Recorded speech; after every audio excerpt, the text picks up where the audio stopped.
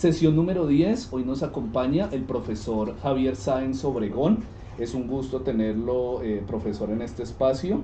Como decíamos hace un instante, es un espacio más de diálogo, más que una conferencia allí magistral, ni mucho menos. Nos acompaña gran parte de la comunidad del Departamento de Lenguas, estudiantes, profesores, no solo dentro del departamento, sino la puerta está abierta para cualquier persona que pueda interesarse sobre las pedagogías críticas, y tenemos una puesta en marcha y es no solo pedagogías críticas sino educación crítica, que pasa a una concepción un tanto educación crítica.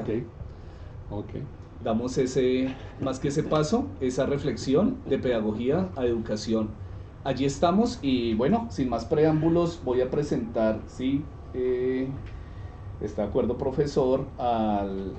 Nuestro invitado, el profesor Javier Sáenz Obregón, profesor titular de la Universidad Nacional de Colombia, doctor en Historia y Filosofía de la Educación de la University of London, magíster en Educación de la Boston University y pregrado en Psicología de McGill University. El amplio trabajo del docente se ha centrado en la reflexión sobre prácticas pedagógicas y de gobierno en la institución escolar en Colombia, la historia de la escuela, la formación ciudadana en la ciudad de Bogotá, los saberes expertos que hacen parte de la madeja de poder de las escuelas, así como el análisis de política cultural en Colombia y ciertas reflexiones sobre la poesía de Blake y la mística oriental. Usted me disculpa, profesor, si no es en la actualidad, voy a leerlo. Trasciende su trayectoria, mejor, porque dice en la actualidad, trasciende su trayectoria en reflexión y actividad investigativa a la problematización de prácticas formativas en el espacio extraescolar. Dentro de sus publicaciones más recientes se destacan estas tales: Dispositivos escolarizador público en Colombia, 2014, la práctica de sí en la pedagogía de Vives, Comenio, Pestalozzi y Dewey y su reemergencia contemporánea en las escuelas, y la pedagogía ciudadana en Bogotá, un proyecto autoritario o el mínimo común necesario para la construcción de una democracia radical, del 2011. Un gusto, profesor, tenerlo en este espacio. Bueno, iniciemos la charla sin más preámbulo. Bueno, la idea es que esto,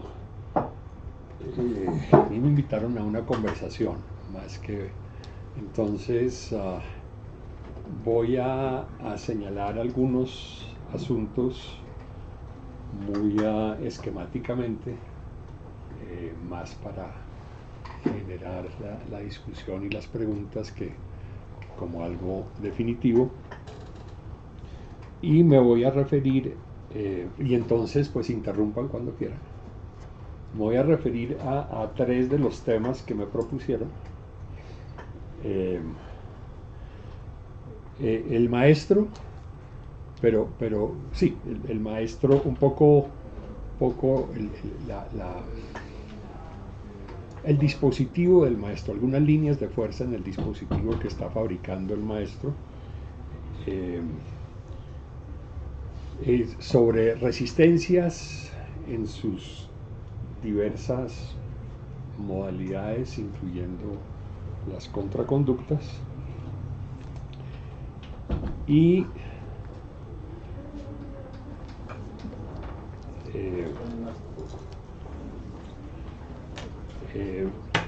una visión un poco desde la ignorancia, pero con suficiente algo de conocimiento crítica sobre la pedagogía crítica, una crítica a la pedagogía crítica.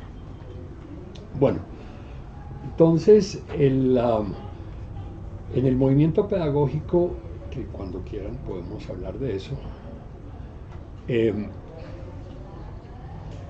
se reivindicó la figura del maestro, ¿sí? En épocas en que, por el dominio de la psicología sobre las escuelas y sobre la pedagogía, solo era visible el alumno. Entonces el maestro era como un instrumento más, un insumo más, lo llaman los economistas, que afectaba que afectaba los resultados de los alumnos. Entonces el maestro solo tenía existencia en la medida en que podía, un poco a lo cristiano, nosotros lo llamamos maestro apóstol, sacrificarse por el alumno, ¿sí? Entonces, desde ese escenario, donde el grupo nuestro, el grupo de Historia de la Práctica Pedagógica, pensó el maestro como intelectual, no como funcionario, sino como intelectual, y acuñó el concepto, lo acuñó Olga Lucía Zuluaga, nuestra directora, de saber pedagógico. ¿Sí? Un término, no digo concepto, porque a veces los términos se usan, pero sí cambiándoles su sentido, un concepto que va de la mano del maestro como intelectual, ¿sí? Si se es un intelectual, ¿sí?, se es portador de un saber, ¿sí? Y al maestro lo formaban, y creo que en alguna medida lo siguen formando,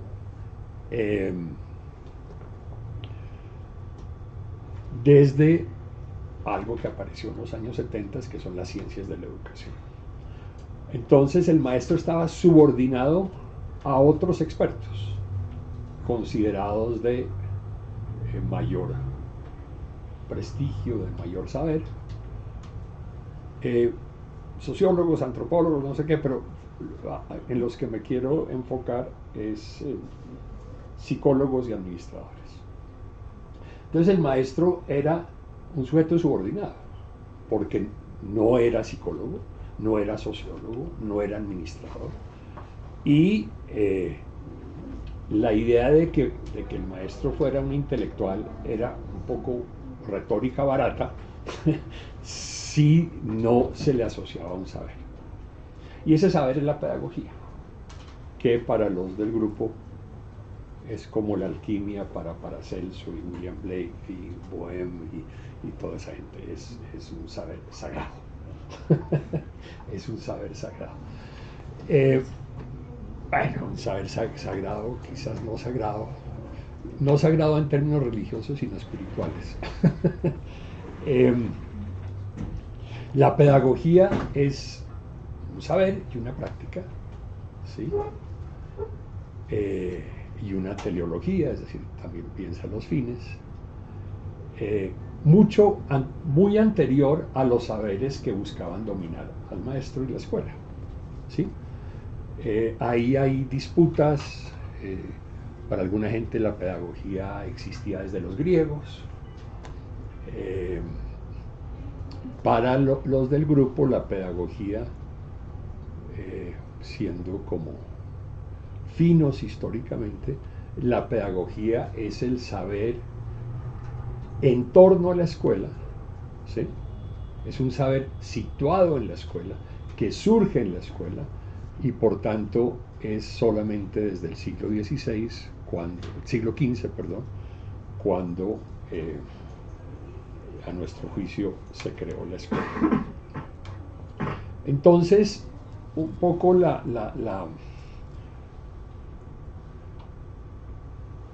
el lugar de fuerza y de saber, de poder y de saber, de un maestro intelectual portador de su propio saber. Los maestros empezaron a leer a Vives, a Comenio, a Pestalozzi, a Herbart, a De Crowley, a Montessori.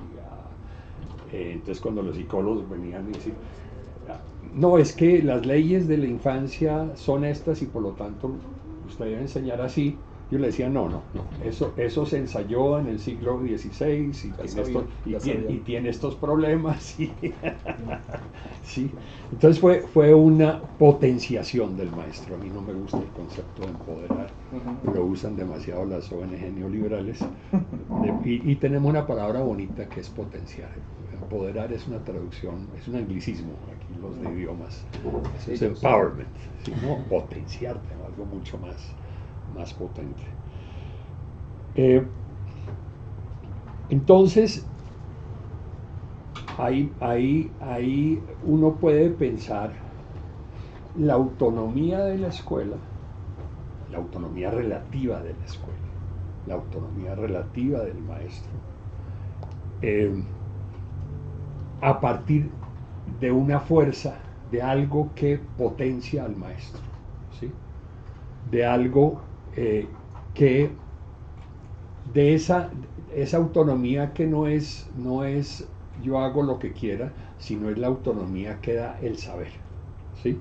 Entonces, en ese sentido, pensar la lucha de la autonomía del maestro, ¿sí?, es pensar en un maestro reflexivo, experimentador, creativo y asociativo, ¿sí?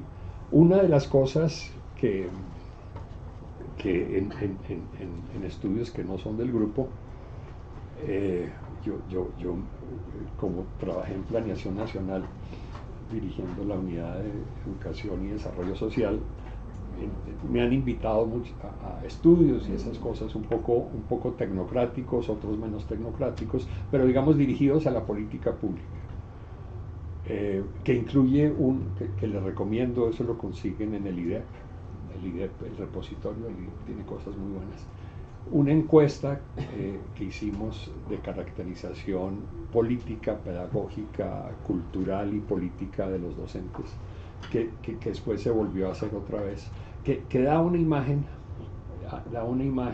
del dispositivo. Un paréntesis, profesor, el IDEP, contextualicemos el Instituto de Investigación Educativa y Desarrollo Pedagógico, el único, creo yo, a menos de que los países que siempre tratan de estar más adelante hayan creado otro, los países están creando algo similar a los antioqueños, los de Medellín. Es la primera institución de investigación pública, no universitaria, del país, y tiene una trayectoria fundamental. Bueno, entonces el asunto de la autonomía, estamos en el asunto de la autonomía del maestro.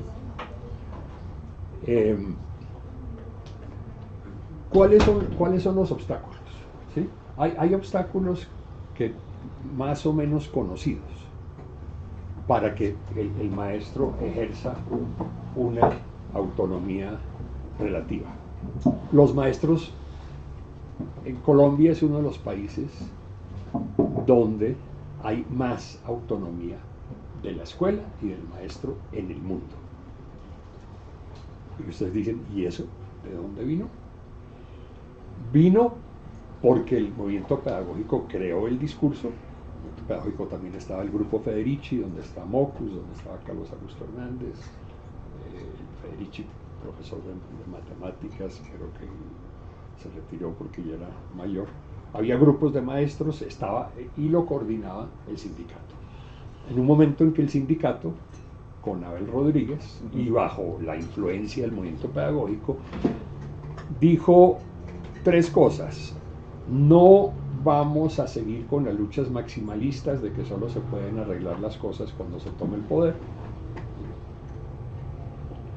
no vamos a buscar la política solamente por fuera de la escuela.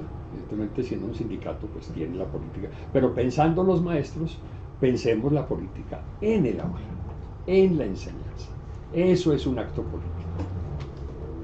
Si se quiere, eso fue por influencia del grupo nuestro, y la influencia que Foucault tiene en el grupo nuestro, de pensar la micropolítica, de pensar cómo politizar los escenarios micro, y no solamente pensar que todo se cambia cambiando el Estado, ¿sí? Entonces la enseñanza se politizó, la enseñanza como acto político. ¿Cómo se dio eso?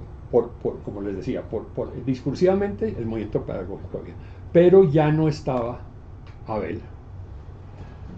Y entonces Josefo Ocampo, intelectual del MOIR, muy activo, sindicalista, se sentó con una señora ministra de Educación que, como casi todos los ministros de Educación, era absolutamente ignorante de lo que estaba haciendo. Y en este caso ignorante de cualquier cosa que valiera la pena. Una señora que se llamaba Maruja Pachón. Se pueden ustedes imaginar por qué estaba en ese cargo, ¿sí? Hagan una genealogía. ¿Quién es Pachón? ¿Cómo se llamaba la viuda de Galán? Ah, Pachón, tal, tal, tal. ¿Sí? Favores políticos. Y la señora no sabía qué estaba pasando. Y entonces se negoció la autonomía de la que hay.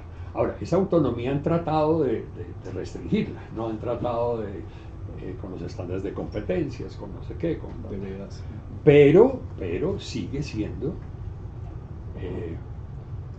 sigue habiendo mucha libertad a lo que el maestro hace en el aula. ¿Qué año era ese trazado, profesor? No soy historiador, pero no sé no sé. Pero a ver, eso fue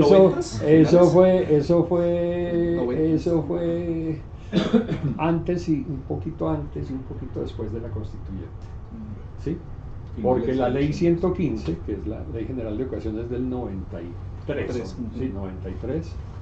Entonces esto fue, yo diría como hasta el 91, como de finales de los 80. La segunda mitad de los 80, ¿sí? Bueno, entonces en esta encuesta y en grupos focales, también en Medellín, en una cosa que estamos haciendo en Medellín con maestros, o sea, todo eso está dentro del auge de cómo formamos a los docentes, ¿sí? Cómo formamos a los maestros, perdón. No sé por qué, pero no me gusta la palabra docente, no es una muy oficial. ¿Cómo los formamos? ¿Cómo los formamos? En tanto se considera desde el Estado y desde lo dominante que la responsabilidad por los bajos resultados comparados internacionalmente con la OCDE, no sé qué, de los estudiantes es principalmente de los docentes, ¿sí?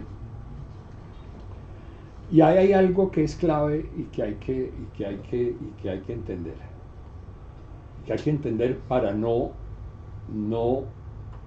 dejar que se culpabilice a la escuela y a los maestros. La tecnocracia tiene cosas buenas, ¿no? Entre otras, que hay un consenso por investigaciones internacionales y aquí en Colombia también, que hicieron en Planeación Nacional el sabio Jorge Iván González y Alfredo Sarmiento. Jorge Iván González, economista de acá, ex director de planeación del gobierno de Petro, que más o menos el 70%, ellos hacen regresión, hacen una cantidad de cosas, más o menos el 70% de el logro se explica por el capital cultural de los padres. Es decir, que la escuela solo afecta el 30%. ¿Sí? Y lo determinante es si los padres, es el nivel educativo de los padres y si tienen computadores, si tienen libros, si tienen, ¿no? Y entonces ahí lo que uno encuentra es que la vida familiar de la clase media alta y la clase alta, culturalmente, en términos de formación, en términos de relaciones de poder, en términos de lenguaje, ¿sí? Ahí veo Bernstein, que nos aclaró muchas de esas cosas, se parece más a la escuela. Entonces, entrar a la escuela no es un gran trauma, no es una gran discontinuidad. En cambio, para los sectores populares es una transformación total. Hablan distinto, se visten distinto, tienen valores distintos, iba a decir tienen un sentido de humor distinto, pero es más, no tienen sentido de humor.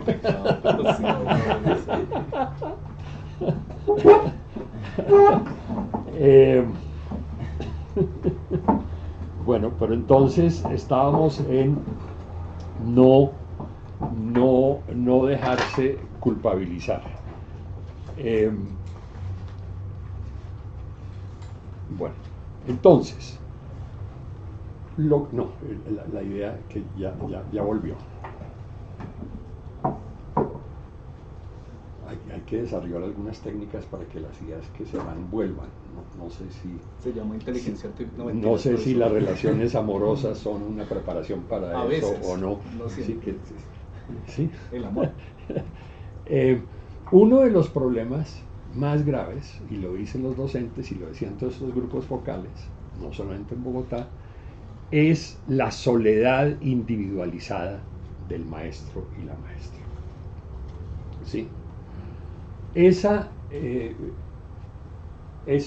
soledad, un poco lo que vimos en esa encuesta, es que hay, contra lo que se decía y se sigue diciendo, los maestros son tradicionales y los maestros es memorístico y no sé qué, unas caricaturas, era que los maestros estaban en el filo, estaban pedagogía activa, pedagogía crítica, pedagogía postestructural, pedagogía, estaban pensando esas cosas para su enseñanza, pero lo estaban haciendo individualmente, ¿sí?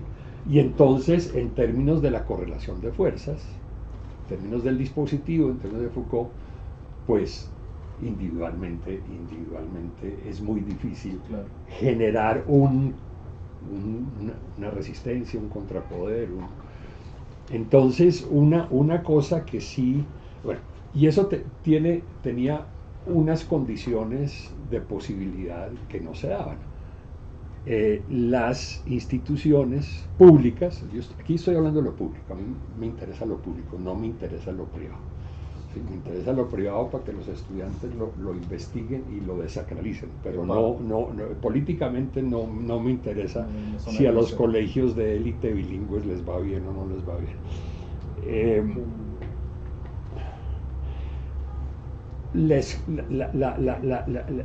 La escuela pública, el colegio público, cuando hablamos en escuela, en el grupo es todos los niveles, no es.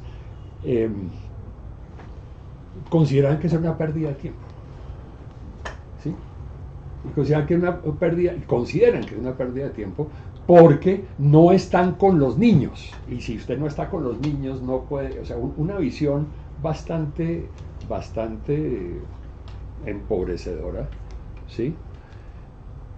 Eso hace que no se pueda generar una fuerza pedagógica para transformar la escuela, ¿sí?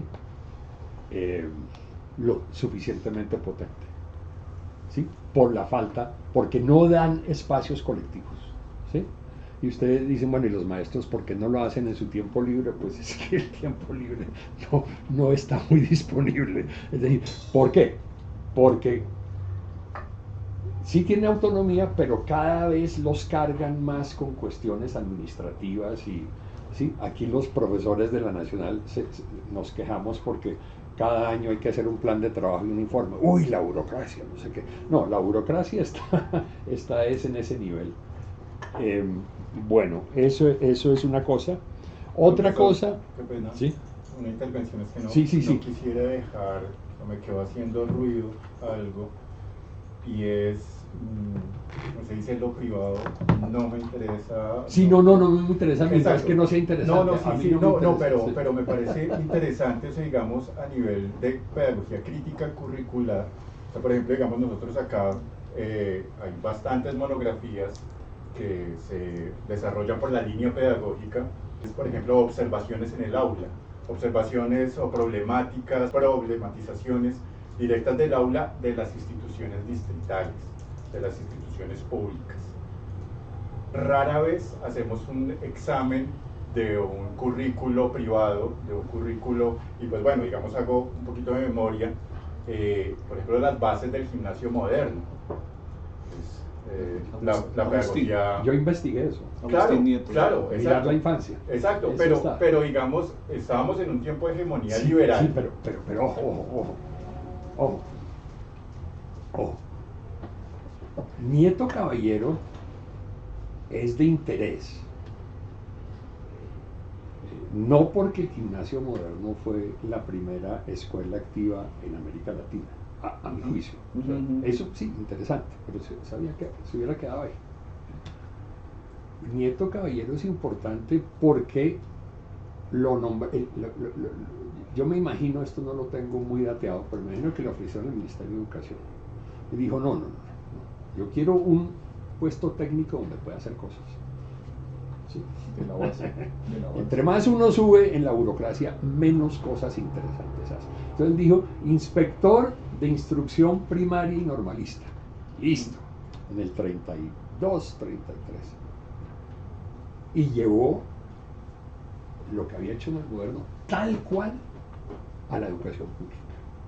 Aquí la educación pública se oficializó bajo la República Liberal y eso a la gente se le olvida. En los años 70 era como si hubieran descubierto la escuela activa por primera vez. Pero qué pena, lo interrumpí. No, es precisamente eso. Pues es en ese sentido que, digamos, estamos haciendo historia, bueno, sí, viene políticas públicas, hegemonía liberal, pero como que de una u otra manera todo ese tipo de principios y de investigaciones pedagógicas muy tempranas para el siglo XX se empiezan a desarrollar y empiezan a tomar fuerza y empiezan a como ya a crear sectores y a crear una suerte también de hegemonía frente a lo que es la educación formativa. Entonces una cosa es lo privado, lo que nosotros hacemos, vamos a ser bilingües, nos salimos de las tendencias lancasterianas, vamos a buscar metodologías experimentales, pero se relega a lo privado. No, pero eso no pasó. No, precisamente no, pero hoy en día, estoy totalmente de acuerdo. Estoy totalmente de acuerdo. Contexto histórico. Totalmente de acuerdo. Sí. Ahora, hay otro asunto. Hay otro asunto que me parece clave, como mirando el dispositivo, o si quiere el campo de fuerza, si son de otra religión, de la religión burduiana. Con su hábitos. Sí.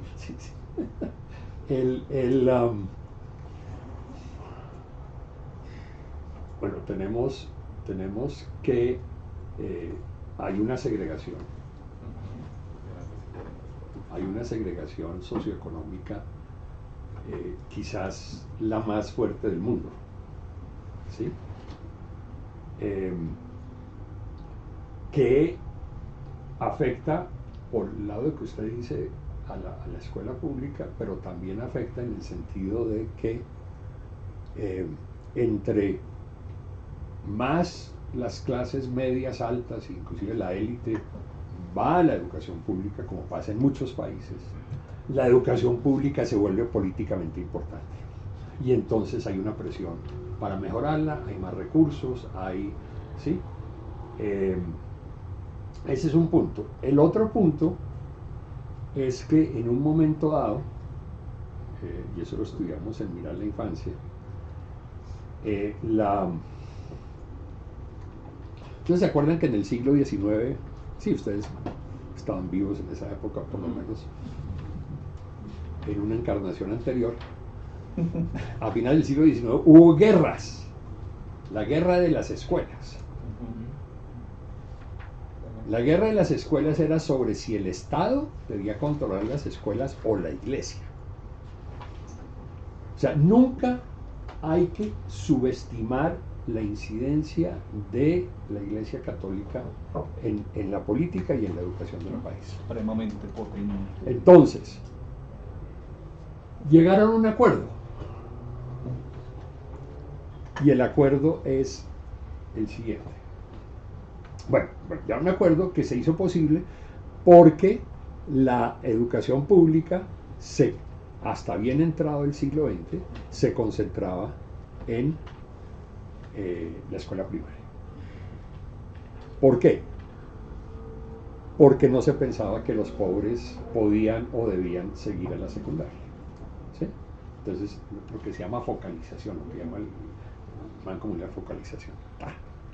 Entonces ya estaba concentrado el Estado en primaria. Y la secundaria, donde fueron formados la mayoría de los profesores viejos de esta universidad, estaba a cargo de las congregaciones católicas. ¿Sí? La educación secundaria, quizás donde el Estado más logró incursionar en la secundaria fue en la educación normalista. que entre otras cosas fue de las primeras opciones que tuvieron las mujeres para tener una educación semi superior, ¿sí? Bueno, y está la Escuela Normal Superior, pero Francesca. no, está la Escuela Normal Superior.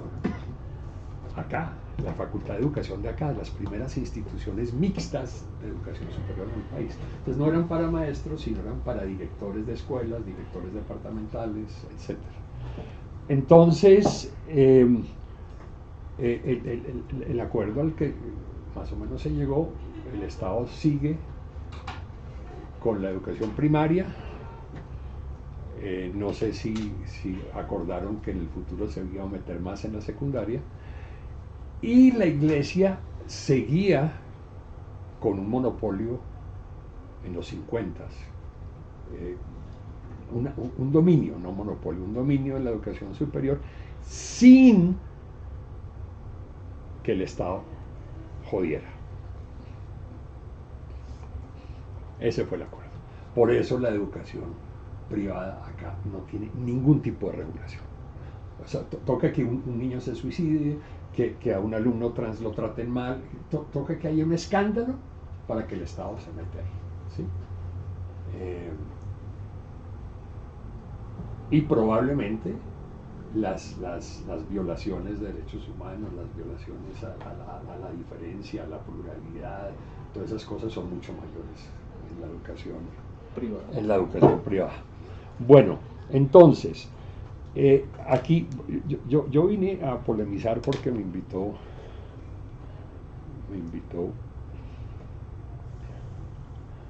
mi amiga Alanis, y yo sé que lo de Alanis es ruptura, caos Hecho. y vida, no muerte, no muerte sino vida. A ver, hay una tendencia a que y el IDEP, ahí pues tuvimos una discrepancia con Rulamanda Cortés, que era el cerebro allá, ella ya se jubiló, llevaba 30 años allá. Estaban en cómo formar al docente, entonces les decía, porque sí, cómo. Y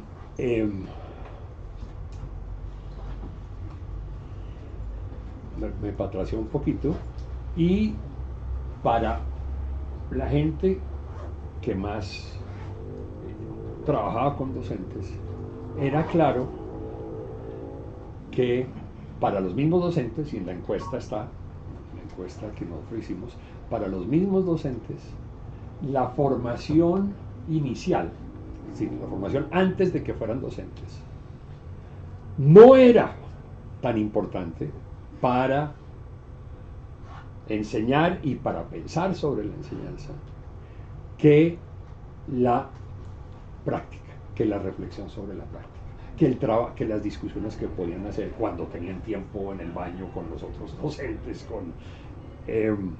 y entonces empiezan a pensarse formas de formar a los docentes en ejercicio, la formación en ejercicio se llama eso. Bueno, tiene otros nombres. Entonces hay cosas interesantes, como los tutores, eso ha cambiado de nombre muchas veces, siempre cambian el nombre para aparentar los nuevos gobiernos de que es una cosa nueva, es que docentes con mayor trayectoria actúan como tutores de otros docentes durante la práctica y en torno a la práctica. Y está esto que fue lo que nos llevó a la diferencia, que el maestro tiene que ser investigador. Ojo, las palabras son importantes. El detalle es lo más importante. Por eso, grandes nombres abstractos deberán ser desechados, incluyendo el de pedagogía crítica. Ya no vamos a meter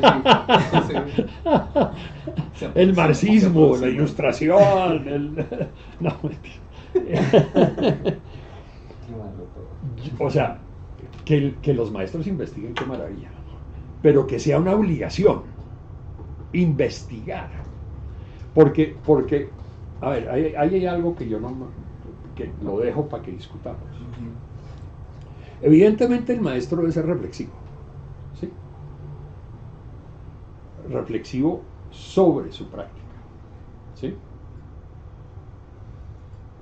Evidentemente el maestro, y aquí doy un poco de línea, debe no conocer al alumno psicológicamente. No, la psicología hay que desecharla. La psicología tiene una serie de problemas, incluyendo su voluntad de dominio, no confundir voluntad de dominio con voluntad de poder. Y su esquematismo y su idea de que ellos todavía saben qué es la naturaleza humana, o sea, esos inventos. El maestro, yo creo que lo más importante que debe conocer el maestro sobre sus alumnos es cómo se forman por fuera de la escuela, las prácticas por fuera de la escuela. Hablaré de eso un poco más adelante. ¿Sí? Los estudiantes no llegan vírgenes en términos de formación. Y la escuela sigue desde el siglo XV diciendo, no hay nada, en términos de lo dominante, no hay nada que puedan aprender por fuera que valga la pena, entonces pensemos en la práctica, que son una tabula rasa, que ahí no hay nada. ¿Sí? Y resulta que si usted no se engancha con la fuerza formativa de reflexión que tienen los estudiantes, lo perdió todo. ¿Sí? Lo perdió todo. Pero bueno, entonces estábamos en... no me iba a meter en eso, estábamos en lo de investigar. Entonces, yo creo que debe conocer eso, evidentemente. Debe saber, debe pararle bolas, debe atender a las crisis de los alumnos. Crisis de salud mental, crisis de violencia en la familia, crisis, qué sé yo. ¿Sí?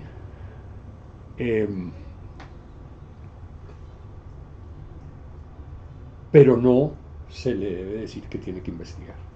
Para enseñar usted tiene que investigar. ¿Qué pasa? ¿Qué pasa? Que cuando se les dice ustedes tienen que investigar, los mandan, o los mandaban, no sé si eso habrá cambiado, los mandaban a universidades donde les enseñaban metodología de la investigación y no sé qué, y entonces empezaban a pensar investigaciones académicas que muchas veces los alejaban del aula. ¿Sí? Yo quiero estudiar los preescolares, la influencia de Montessori en el preescolar en Cachipay en 1915. ¿Sí? Bien interesante, pero lo saca del aula. Yo no estoy diciendo que no lo deban hacer, yo lo que estoy diciendo es que no debe ser obligatorio. O sea, el maestro ya tiene y la maestra ya tiene suficiente. Y en esa misma línea, creo que hay que tener cuidado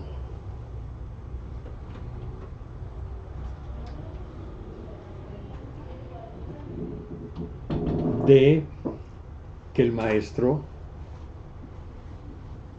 se piense, dada su tradición cristiana. Es decir, no, nosotros no somos cristianos. Sí, no es que vayan a misa, no, es que eso está en nuestra subjetividad, más cuando entramos a un aula. Cuando usted entra a la escuela de un alma, usted se transforma. Se vuelve como su tatarabuelo, más o menos, o tatarabuela. ¿Sí? ¿Qué dijo? Amén. Om Namah Shivaya, Om Namah Shivaya. Entonces, sí, hay que ser sensibles, hay que escucharlo, pero no es el papel del maestro, ¿sí?, resolver esos asuntos.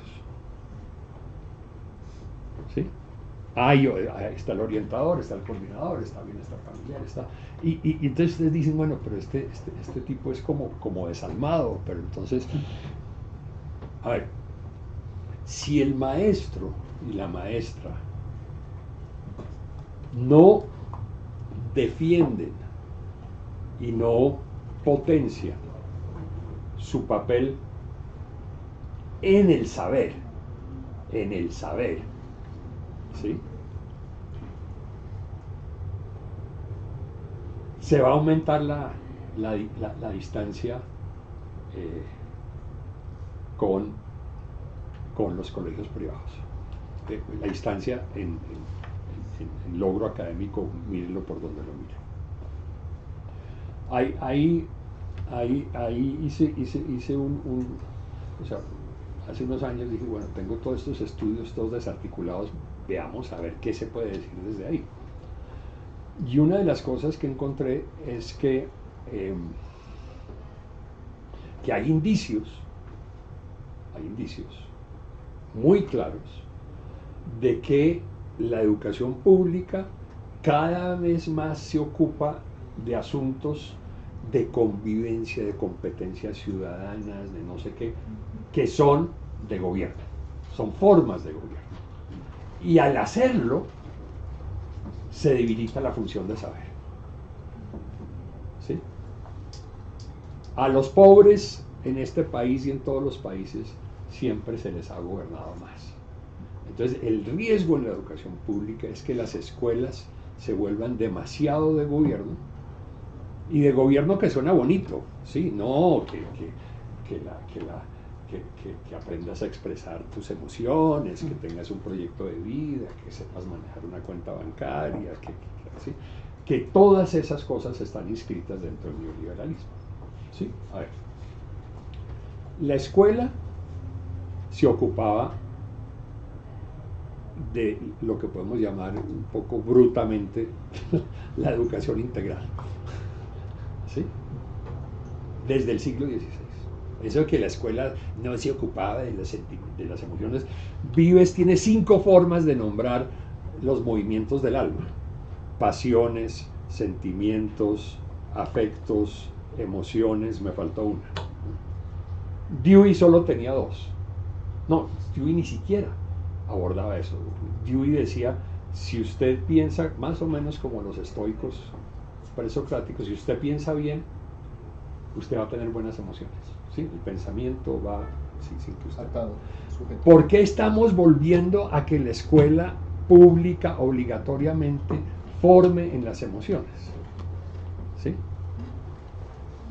Porque el neoliberalismo tiene como meta,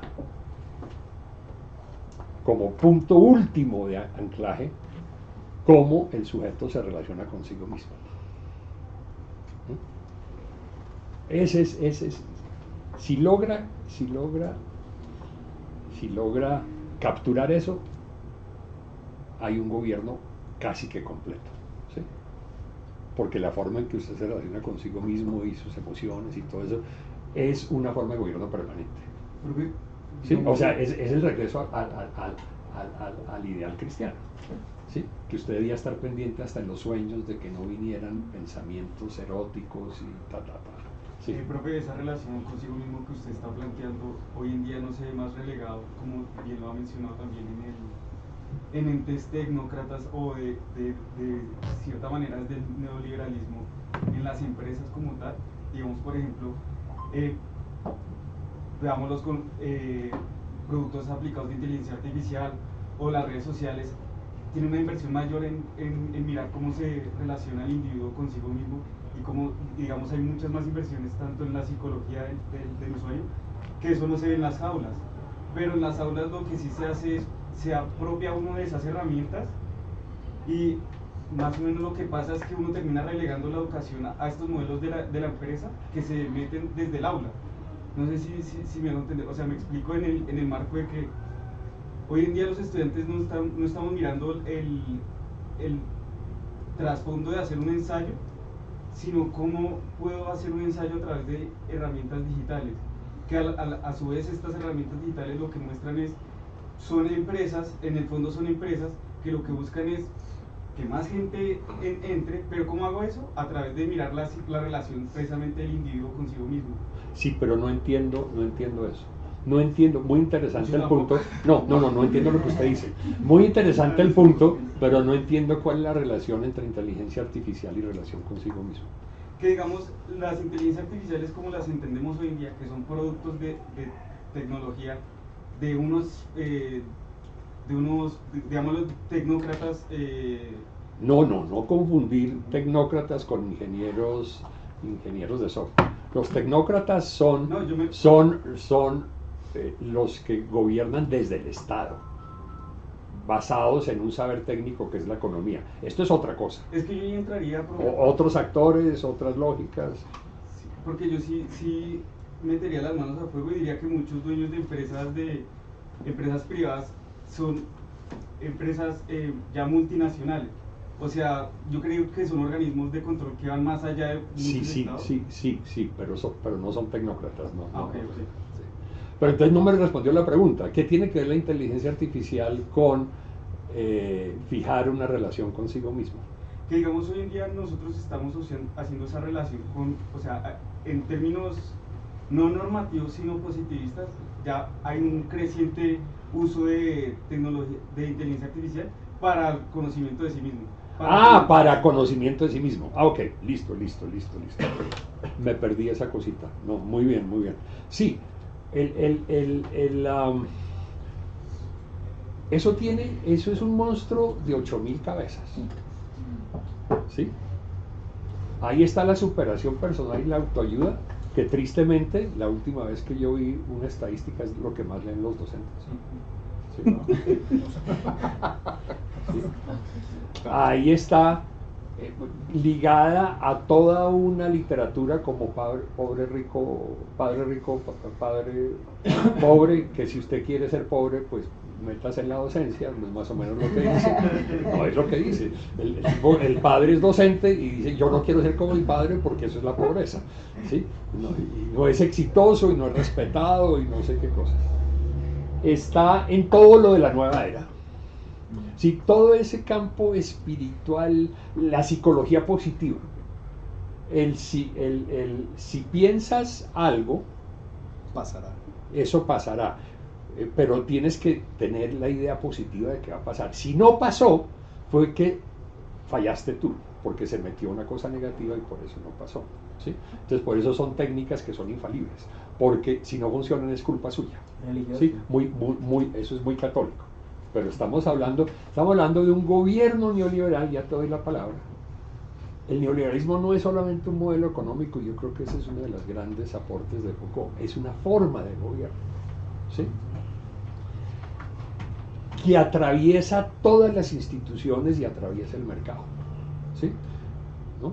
Entonces atraviesa y que busca dos cosas. Convertir todo en una empresa, es decir, la forma empresa se generaliza, ¿sí? Porque la forma empresa se considera que es la institución más exitosa, que usted puede traducir el éxito empresarial, la lógica empresarial la puede traducir a una escuela cuando son dos cosas totalmente distintas, y busca formar lo que Foucault llamó, ¿cómo es que se llama? Lo que después Chan se copió diciendo que él se lo había inventado con el mismo nombre. Han, el coreano. Sí, en la sociedad del cansancio.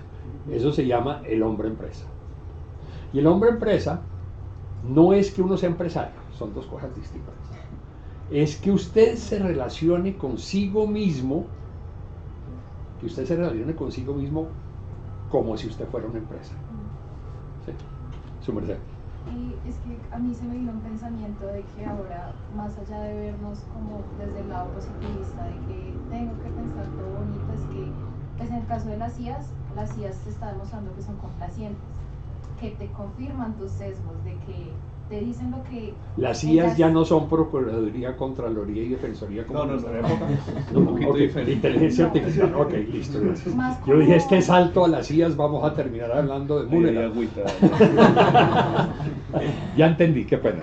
Ese es un ejemplo de que entre las distintas generaciones tenemos que crear nuevos códigos y nuevos lenguajes, porque los códigos de los viejos ya no son los de ustedes y los de ustedes no son los nuestros. Sí, y a mí como que me parece muy preocupante eso, que A ti la IA te dice todo lo que ella identifica que tú quieres escuchar, entonces... Yo soy virgen en eso, entonces no sé de qué estás hablando. Digamos, Yo decidí que no voy a usar inteligencia artificial para nada. digamos, tú estás como en un chat, como si estuvieras hablando con la IA. Sí. Tú le preguntas cosas. Hay mucha gente que le pregunta cosas a la IA de su emocionalidad. Uy, ¿Cómo es que yo tuve un problema y...? bueno, no sé si eso es mejor o peor que ir a donde un psicólogo. Pues yo diría que es muy problemático y va a ser un problema en el futuro porque la gente lo está utilizando para escuchar lo que quieren escuchar. Entonces siento que ya ahí es una identidad donde ya no es la identidad de empresa, sino es como... Bueno, ¿y alguien de ustedes lo ha probado y puede decir esa cosa? ¿Qué tan inteligente es? ¿Qué tan... Ya dijiste una cosa, que es bias confirmation, es decir, que según lo que tú le dices se va por esa vía, ¿sí? Sí. Ok, lo cual es un desastre.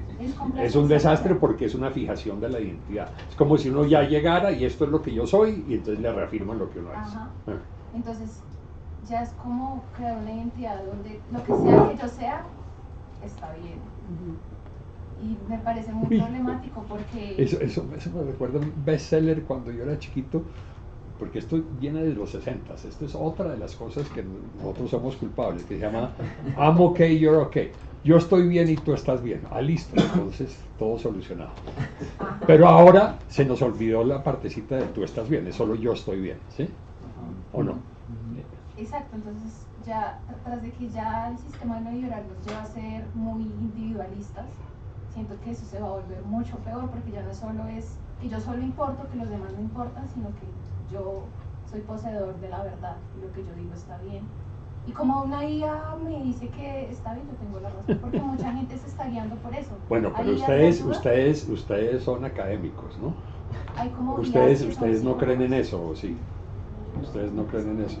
Ahora, nunca se les olvide, yo le digo esto a mis estudiantes siempre, nunca se les olvide que los que estamos en esta universidad y yo diría en cualquier universidad pública en el país, somos marcianos, somos una especie rara, somos el 0,00.1% de la población, ¿sí? Y nunca hay que generalizar a partir de lo que... Pero me encanta lo que estás planteando. Espérese ok, ¿usted No, maneja? creo que... ¿Usted maneja? Pues manejar. Están llamando de Rusia, ¿será para lo de Ucrania? Se me dañó esto y no lo he podido apagar. Dé la palabra, hermano. Apagar. Iba a decir que pues ella dice que en el futuro eso va a ser un problema, pero es que de hecho ya es un problema. Creo que han habido varios casos de niños que se han quitado la vida hablando con IAS, o sea, las tías les han explicado cómo suicidarse y todo. ¿Y alguien ha escrito sobre eso? Aparte de los jóvenes. Hubo una carta, no sé si era una carta de sociología, ¿sí la vio Alanis? Sí, yo la vi. Sí, una carta de un estudiante que dice estoy en un hospital psiquiátrico, estoy muy mal, no estoy pidiendo ayuda, ¿no? Sino simplemente le estoy pidiendo a los docentes que sean más sensibles a los problemas de los estudiantes. Y se había tratado de suicidar. Perdón, te interrumpí. No, pues eso es que ya es un problema, o sea, No, la claro. es preocupante porque han detectado como que tiene como tácticas como de manipulación a menores y pues como que le decía como cosas de que no necesitas a tu familia, no incitó a aislarse hasta que el niño terminó por quitarse con la vida, con las explicaciones que le daba la vida de cómo suicidarse, entonces ya es un problema. Alanis, eso lo tenemos que trabajar en las... Sí. Espérame, Jeff. Alanis, Jeff. Sí, no, gracias Javier por lo que has traído. Yo quería como enlazarlo también con algo de tu trabajo que leí hace muchos años y quiero saber qué ha pasado con esa reflexión y en qué lugar está en este momento. Voy a resucitar por allá muerto. Y es la pedagogía de la subjetivación, que tú escribiste sobre eso hace un montón de tiempo. Y lo traigo porque, ¿qué hacer frente a estas técnicas neoliberales que han permeado la escuela y que cada vez más ejercen evidentemente estas formas de gobierno sobre los estudiantes, sobre los maestros, pero también qué hacer frente a ello y qué lugar podemos pensarnos es posible. Bueno, no sé, ¿en qué momento estás tú? ¿Pesimista? ¿Optimista? ¿Podemos hacer algo desde la escuela? ¿Podemos pensar la emancipación intelectual todavía como un proyecto en la escuela? ¿Podemos pensar en pedagogías que no fijen la identidad también en el trabajo escolar? ¿O definitivamente no es el terreno que tenemos? Nos ahorramos eso y nos vamos a otro lado. ¿Hay una luz? No. Excelente pregunta. O sea, todo lo que yo estoy diciendo se encamina hacia eso. O sea, yo ya no estoy en hay que hacer algo, sino, Sí, bueno, sí, ¿y sí. qué, cuál es el dispositivo, cuáles son los lugares donde la resistencia tanto de estudiantes como maestros puede lograr una mayor transformación? Estoy en eso, ¿no? Yo lo que pasa es que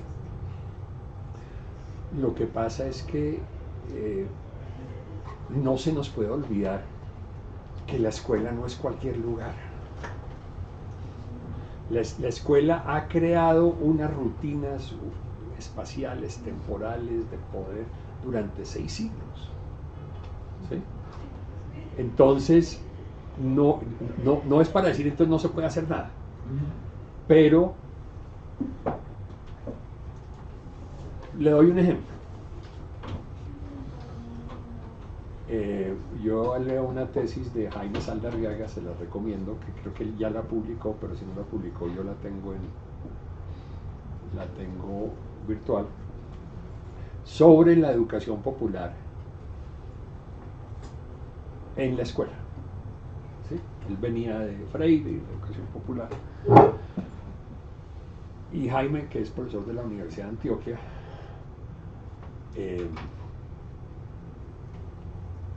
terminó siendo muy crítico de Freire, y me estoy adelantando a lo de pedagogía crítica, educación popular, porque, bueno, esa fue como la reflexión que yo hice sobre la reflexión que él hizo. Porque los que trataron, miro escuelas que trataron de, se les olvidó, y por eso metodológicamente la cosa no funcionó muy bien, se les olvidó que lo de Freire funciona y tuvo su sentido dentro de un movimiento con un propósito mayor, que era la revolución, la emancipación, la organización obrera, la recuperación de tierras, ¿sí? Que es como funciona la educación por fuera de la escuela. La escuela es el único lugar que educa para educar, aunque dice que es para yo no sé qué, pero básicamente, a menos de que estén implementando la experimentación de Dewey, es usted educa para ser más educado, usted educa para ser más educado. Y ahí se pierde mucha fuerza, ahí se pierde toda la fuerza, yo diría. Porque educar para ser educado no es algo que apasione, ¿sí? Más en estas épocas, donde las pasiones están en otros lados, ¿sí? ¿No? Sí, la educación por fuera de la escuela se inserta dentro de un flujo, ¿sí? Dentro de un movimiento, dentro de una práctica, cuyo fin no es educar. Es algo mucho más interesante. Es entrar a ser parte de una cultura, es crear una organización barrial, es, bueno, lo que usted piensa, ¿sí? Entonces la educación, uno se forma de una manera, yo la llamo indirecta, eso viene de Dewey, de una forma incidental. Usted no sabe que se está formando. Ninguno de nosotros supo que estaba aprendiendo a hablar castellano cuando era niño, ¿sí? Porque no le sentaron y dijeron, bueno, castellano 1, castellano 2, castellano 3, ¿sí? Y yo creo que la clave de esa transformación de la escuela, una de las claves, es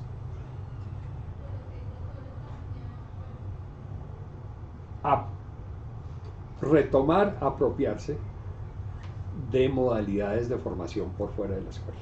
Es más, es una tendencia que se está dando. Por ejemplo, todo lo de comunidades de aprendizaje que lo han tergiversado, eso viene de análisis de cómo funcionan una cantidad de organizaciones, cómo funciona una organización y cómo se aprende colectivamente, ¿sí? Si usted hace una comparación educación escolarizada y pedagogizada, que es la escuela clásica, versus por fuera de la escuela, las diferencias son monumentales. Por fuera de la escuela nadie, bueno, sí, hay gente, nerdos, que no van a la escuela y que se la pasan leyendo solos, pero la mayoría son colectivas, ¿sí? La mayoría conectan distintos saberes, eso no, porque estamos es en química y eso es de filosofía, ¿sí? Es decir, hace conexiones, que es lo que dice, no se hacen en la escuela, y por eso la escuela debilita, porque fragmenta. Usted primero fragmenta y así debilita, ¿no? Si usted piensa en la universidad, ¿no? Tiene 2 horas qué sé yo, de sociología de la escuela, y después tiene 2 horas de metodologías 1, y después, ¿quién genera fuerza ahí? ¿Y quién genera fuerza crítica? La crítica, cuando uno ve a los estudiantes, cuando ya están pensando críticamente y le van a decir que uno está hablando huevonadas, sí, se acabó la clase. Entonces, esa fragmentación espacial, temporal, todo eso. Entonces si me responde, sí soy optimista, pero no creo que hay que desechar la idea cristiana, y la escuela es cristiana, ¿sí? De que la escuela salva. Profesor, De que la escuela salva, pero déjame, otra cosita. Y sobre necesitamos maestros, como lo pensaba Jacotot. Sí, ignorantes. Sí, como ser maestros ignorantes. Perdón, una última cosa. Hacia una pedagogía de la subjetivación, yo estaba muy mochuelo y muy hippie, todavía era muy hippie, y era bueno. Ya no soy ninguna de esas. Es más, mi epitafio va a ser, ya hablé con mi hija, nació bueno pero se superó. Yo pensaba que en la escuela, que eso era facilísimo, la escuela está dejando muchas cosas por fuera, metámoslas. Está dejando por fuera la imaginación, los deseos, el placer, la emoción, no sé qué. Y después me puse a pensar en la historia de la escuela. Y dije, un momentico. ¿Qué va a hacer la escuela con eso? Y se cumplieron mis peores expectativas. Lo va a convertir en una forma de gobierno más intensivo. ¿Sí? ¿Sí? Perdón. ¿Sí? No es la pregunta.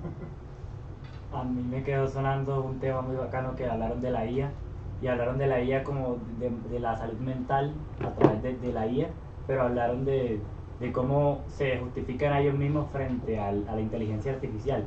Pero yo siento que algo aún más heavy... No, pero perdón, lo que dijeron fue al revés, que la inteligencia artificial los justifica. Pues buscaban justificación frente a la inteligencia artificial. Okay. Pero creo que algo aún más problemático es pedirle, que pasa también mucho, es cuando le piden consejos de salud mental a la IA, porque se tiene planteado que la IA es neutral, independiente, objetiva, pero no es así, está claramente sesgado por bases de información que lo llenan y que están direccionadas para alguna tarea en específica. Entonces no sé qué tanto uno podría relacionar eso con entender que estas dinámicas, que la IA como tal es algo nuevo, pero que las formas en que la IA reproduce una dominación con una institución que es la salud mental frente a lo que es uno, es viejo, o sea, siguen siendo de formas muy parecidas a las de antes. Entonces no sé qué tanto uno puede relacionar eso con la dominación de la salud mental frente a nosotros. Y es interesante una cosa que usted dijo que no sé si entendí bien, y es que este tema de la salud mental y de los sentimientos pasa más que todo en la educación pública. Eso fue lo que usted dijo en un punto. Sí. Y esto no tiene que también ver con una segregación social. Porque, por ejemplo... Sí, a ver, la idea es esta. ¿Por qué en los colegios de élite, y no de élite, de los ricos? No sigamos hablando de élite porque no son élite ni mierda.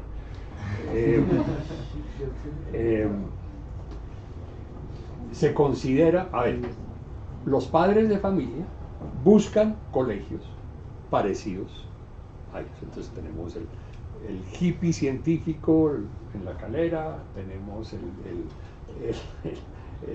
del Opus Dei, tenemos ¿sí? Entonces buscan una continuidad, ¿sí?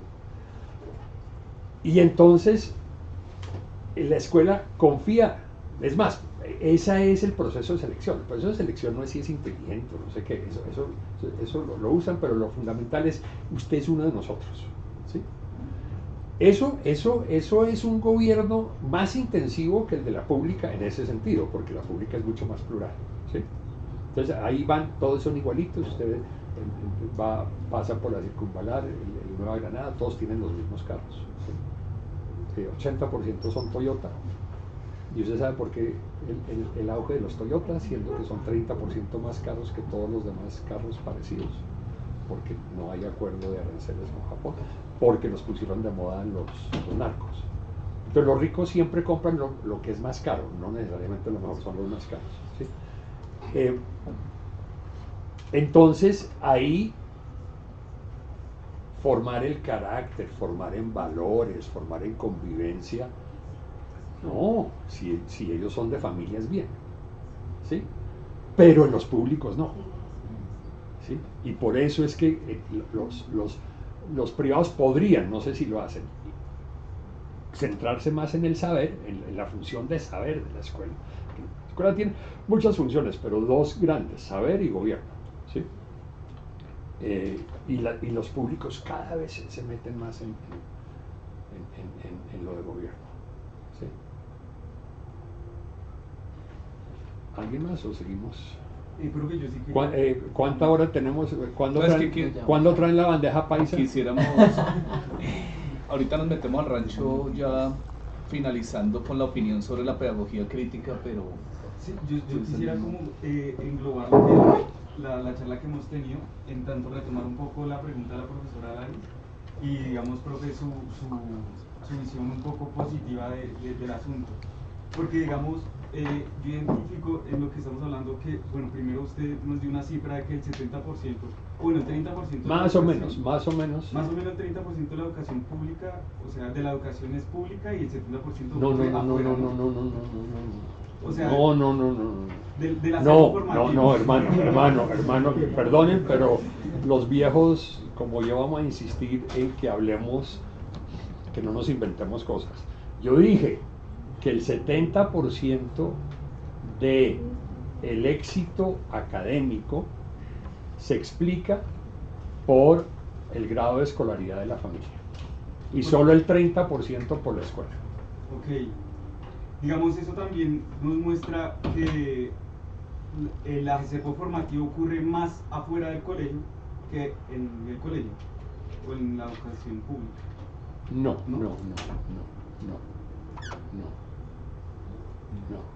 No, eso nos dice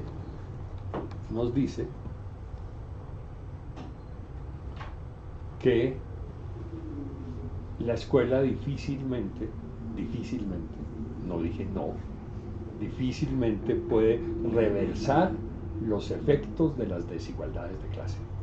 Okay. Eso es lo que dice. Y en ese punto específico, en las desigualdades de clase, pues digamos, estamos viendo que por las dinámicas neoliberales, el individuo perdón por ser cacofónico, se individualiza, ¿no?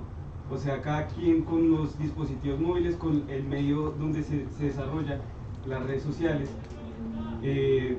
busca más por sí mismo y por sus placeres que por lo que usted nos venía comentando, por el ejercicio colectivo del saber, o por buscar las problemáticas de base de la comunidad. Sí. Muy buen punto, pero dos reflexiones. Uno, la escuela, desde que se creó, ha sido de las instituciones más individualizadoras de Occidente. Entonces la individualización no es un invento del neoliberalismo, ¿sí? Las notas, el examen, ¿sí? La escuela es cristiana, ¿sí? Y en el cristianismo se salvan los individuos y los pecados son de los individuos. Y usted al mirar si está pecando se encierra en sí mismo. Primera cosa. Dos cosas. Una cosa es la individualización y otra cosa es el egoísmo, el individualismo. ¿Okay? La individualización es que usted es su forma es una forma aislada de los demás y del mundo. Eso es estar encerrado en uno mismo. Eso es. Y el egoísmo, el individualismo es otra cosa. Es buscar solamente su propio bienestar y su propio éxito. Son dos cosas distintas. ¿Sí? Todos estamos individualizados. Algunos somos más egocéntricos que otros. ¿Ok? ¿Sí? Sí, digamos que pareciera, digamos hoy en día pareciera lo mismo, no lo es, pero pareciera lo mismo en tanto uno cree. No, pero es que si somos académicos y no vamos a ser maestros, uno tiene que discriminar. Si usted dice todo se parece, usted se está acercando a un pensamiento totalitario. ¿En qué sentido? En que busca totalidades y no mira divergencias y diversidades. ¿Sí? Y es importantísimo mantener, y esas divergencias y diversidades están en el detalle. ¿Sí? Claramente, profe. Usted puede estar encerrado en sí mismo. ¿Sí? Usted puede ser un cura de RU, que le garantizo que está encerrado en sí mismo porque hace ejercicios espirituales, jesuitas y todo eso, pero preocuparse es por la paz, sí, eso no es lo mismo. Bueno, entonces déjeme y termino un par de cositas porque sobre la pedagogía crítica no voy a decir mucho. Y mejor no les voy a dejar tiempo para que ustedes reviren. Más bien. Bueno, una cosa que es clave, dos cosas que son claves. No como maestros, yo estoy pensando en ustedes como maestros, así lo vayan a hacer o no, pero en ese momento ese es nuestro escenario. No dejarse descrestar por los métodos. El método ha sido el gran enemigo del maestro, porque el método lo desarrollaron unos expertos. Es un poco como la discusión sobre la IA. ¿Sí? El método es infalible y el maestro se vuelve un operador de un método. ¿Sí? Entonces hay que pensar en que los maestros produzcan abordajes, produzcan métodos y no simplemente que compren métodos, ¿sí? Como el de Subiría y como el de Piaget y como el de yo no sé quién más. Segunda cosa, a ver, que esto me parece muy sencillo, pero es absolutamente clave, absolutamente clave.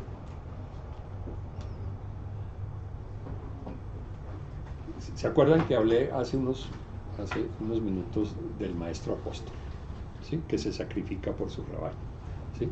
Entonces sacrifica inclusive su subjetividad, su experiencia. Lo que importa es la experiencia de los estudiantes. Yo aquí soy un pobre invitado de piedra. Y una cosa clave que hay que pensar es que el maestro se está formando mientras forma. Que el maestro no está acabado. Entonces yo ya lo sé todo, yo ya soy un modelo y entonces a los que hay que mover, a los que hay que entusiasmar es a los estudiantes. Si el maestro no se piensa como un pastor que se sacrifica y no se está formando mientras se forma, el oficio se vuelve frío, estático, aburridísimo, ¿sí? Entonces, en últimas, y esto lo dice Dewey, no lo dice Dewey, yo lo infiero de Dewey, todo lo que uno desea y hace para los estudiantes, que sean más creativos, lo debe hacer y desear para uno mismo también como maestro. Entonces ambos, es un movimiento de ambos, no es solamente un movimiento de los alumnos. Bueno, entonces, listo. Sobre resistencias, no me voy a meter en lo de contraconductas, que eso es como un tecnicismo, una cosa muy específica, pero una cosa sobre resistencias, ¿sí? Y esto es con base en la mejor etnografía que se ha hecho sobre la escuela en la historia de la escuela, de Paul Willis, Estudios Culturales, aprendiendo a trabajar, cómo los chicos de clase obrera terminan en trabajos de clase obrera. Bueno, es un poco vetusto, es de la época en que se pensaba la reproducción y él fue de los primeros que introduce el concepto a la sociología de la resistencia. Hay que buscar romper esa dicotomía de que la escuela reproduce la ideología dominante, reproduce la diferencia de clases, reproduce todo lo malo, ¿sí? Versus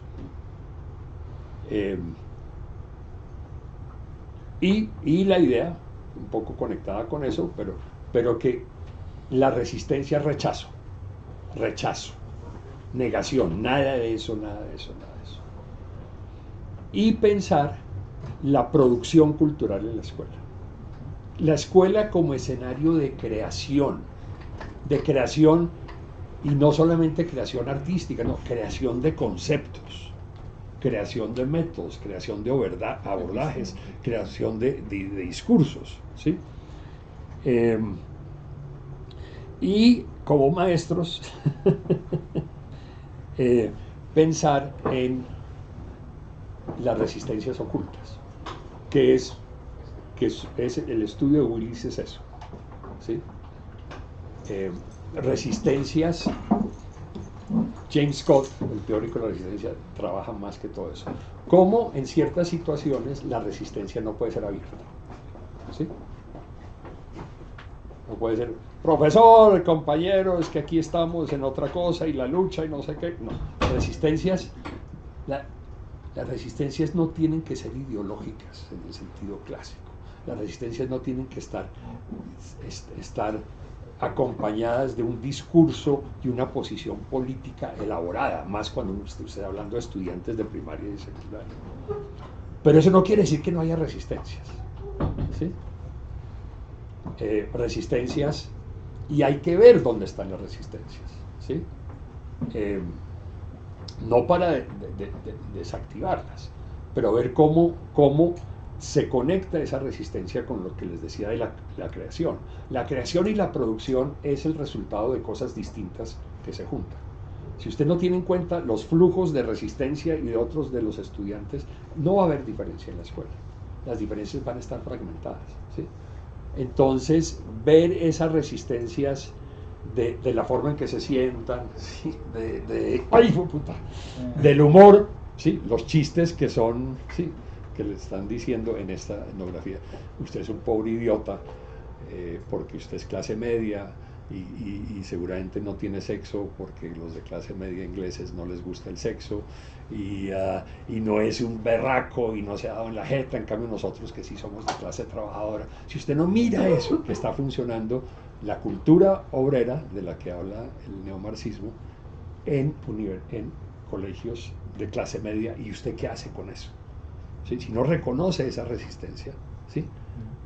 Porque no es la discontinuidad de la cultura y de la formación de los estudiantes con la escuela, no es algo de la cual el profesor es el único consciente, los estudiantes son conscientes, ¿sí?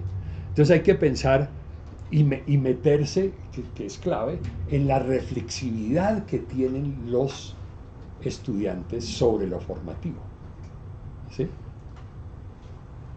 Sí, si no hay una reflexividad sobre lo formativo, cómo se formaron, en qué lugares aprende usted mejor, qué piensa de este método que estamos usando, cuando usted los lleva a evaluar va a ser va a ser un saludo a la bandera, porque va a ser todo en términos de la escuela, ¿sí? Cuando se hace autoevaluación, la autoevaluación no puede ser en la misma lógica que la evaluación que viene del maestro y de la institución.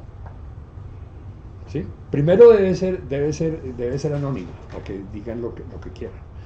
Y segundo, no debe ser que si le gustó un 1, un 2, un 3, no, sino ¿qué dicen ustedes? ¿Desde dónde van ustedes a mirar esto? ¿Sí? Miremoslo académicamente, no psicológicamente. ¿Sí? Académicamente, ¿usted por qué le parece que este curso tal cosa o tal otro o tal? Bueno, listo, yo creo que... Bueno, y una última cosa es, que esto también es clave, es la escuela se creó, ¿sí?, cuando se inventó la infancia y se inventó el futuro. ¿Sí? La escuela prepara para el futuro. Se inventó el futuro. Antes no había futuro. Lo importante no era el futuro en esta tierra, sino si se va a salvar o no en la otra vida. ¿Sí? ¿Sí? Y por eso la infancia se vuelve importante, porque la infancia era el futuro. ¿Sí? Entonces la escuela siempre está pensando que esto es para después. Si sus fines son para después, para democratizar el país, para que los estudiantes puedan entrar a la universidad, y eso debilita, porque uno no, ¿para qué lo estoy haciendo? Entonces, pensar los fines de la escuela en función de la experiencia educativa.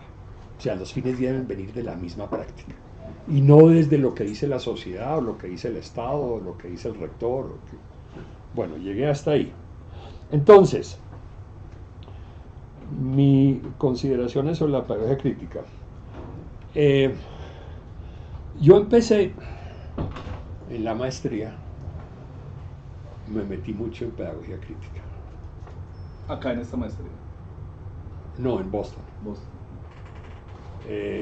Henry Giroux había sido profesor de Boston University. Entonces tuve un curso miramos a Apple, miramos a Giroux, miramos quién más estaba por ahí. McLaren. No, McLaren no estaba, McLaren llegó después. Entonces me estoy refiriendo a eso. Y cuando trabajé en ONGs, yo trabajé en una ONG y viví 4 años en la Sierra Nevada, y fuimos parte del movimiento de los indígenas que echaron a los capuchinos, que manejaban todo, la educación, la salud, y empezaron, y ayudamos a pensar una educación propia, ¿sí? Y ahí ni Freire ni la pedagogía crítica me sirvieron, ¿sí? Entonces digo todo esto no solamente para decirles que yo empecé hace mucho con esto, sino que no estoy actualizado, ¿sí? Es decir, que la pedagogía crítica que ustedes están pensando seguramente es muy distinta. Pero me he metido sin guía. Voy a preguntarle a la inteligencia artificial sobre pedagogía crítica. Sin guía, me he metido a buscar cosas, pedagogías, las pedagogías que yo llamo de los adjetivos. Pedagogías feministas, decoloniales, críticas,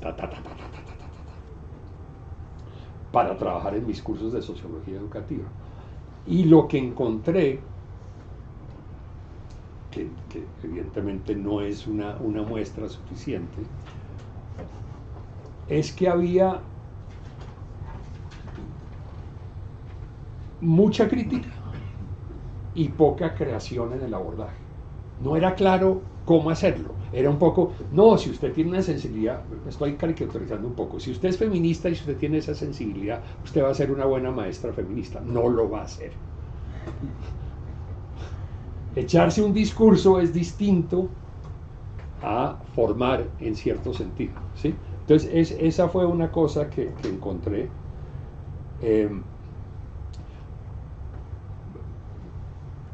Esto evidentemente no tiene demasiado valor, pero ya que tuvieron la audacia de invitarme, pues lo voy a decir algo, porque más o menos dijeron, o usted habla de pedagogía crítica o no lo invitamos a almorzar después. Y fue así. Vi mucho énfasis en los contenidos, como si cambian el currículo, el famoso currículo.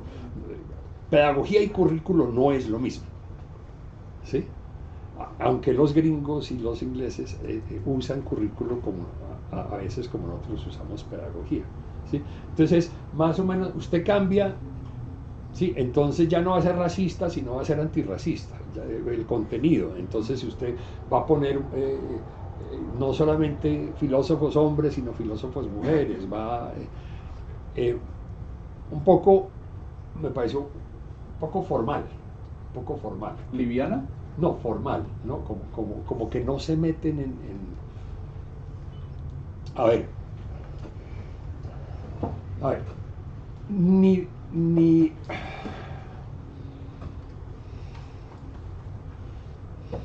voy a decir algo, ni los pedagogos críticos que yo conocí, ni los educadores populares línea Freire, que mis referentes ahí son Dimensión Educativa, Germán Mariño, Lola Sendales, Mario Perezón, que fueron asesores de la campaña de alfabetización sandinista desde el 80, desde la victoria de la revolución.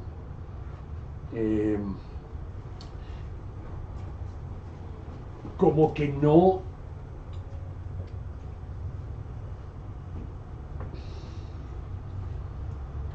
ven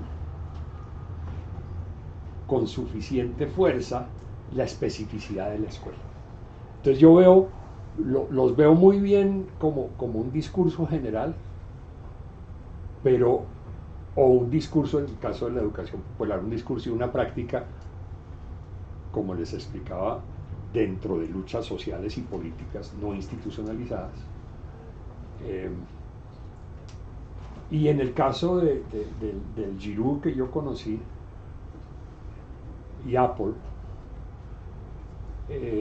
supremamente ideologizado. Es decir, solo hay una manera de mirar esto, y esto es desde el marxismo, ¿sí? Y yo soy más anarquista, en el sentido de que yo no me afilio a ningún dogma, ¿sí? Y en el caso de Giroux y Apple, Freire también súper ideologizado, está que son sociólogos de la educación, ¿sí? Entonces son críticos, pero uno no los ve en la parte propositiva y creativa, ¿sí?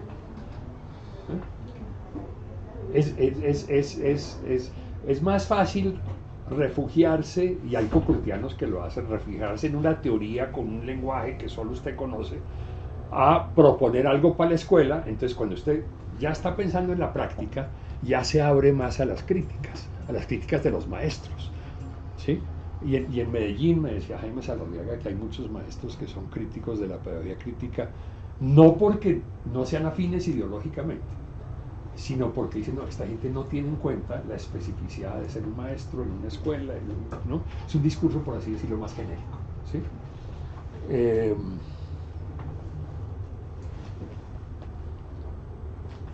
Y lo último es que creo que Freire, al final de su vida, o las últimas cosas que se tradujeron, lo que sea, empieza a hablar de emociones, y empieza a hablar de la pedagogía de la esperanza, ¿sí? Emociones cristianas, ¿sí? O sea, Freire es cristiano y con eso tengo problemas también. Pero no veo, o no veía en esa época, y lo poco que he visto, cómo ponen en juego las otras fuerzas. Es decir, habla de diálogo de saberes. Eso es cognitivista, ¿sí? O sea, el tema es conocimiento. ¿Y qué se pasa en una época en que los docentes, en la encuesta que hicimos, el 70% considera que lo más importante, la dimensión más importante del estudiante para enseñar y para reflexionar sobre la enseñanza es la parte afectiva, ¿sí? O sea, y el neoliberalismo está reforzando eso. Que no vi algo como si está en Dewey, y entonces en ese sentido lo estoy criticando desde Dewey, que es un demócrata radical pero no es marxista. Dewey habla del máximo posible de experiencia compartida. No diálogo de saberes, sino experiencia compartida. Y la experiencia, para que sea educativa, él habla de experiencia educativa y no educativa, para que sea educativa, tiene que conectar todas las fuerzas del ser humano. No las psicologicemos nombrándolas como emociones. Todas las fuerzas del ser humano tienen que conectarse, tienen que estar ahí. Y eso hace que el sujeto de esa experiencia se transforme. ¿Sí? Se transforme en términos de la forma sujeto, que deje de ser un yo aislado. ¿Sí? Porque la experiencia educativa es colectiva y es interdisciplinaria y es... Entonces era eso.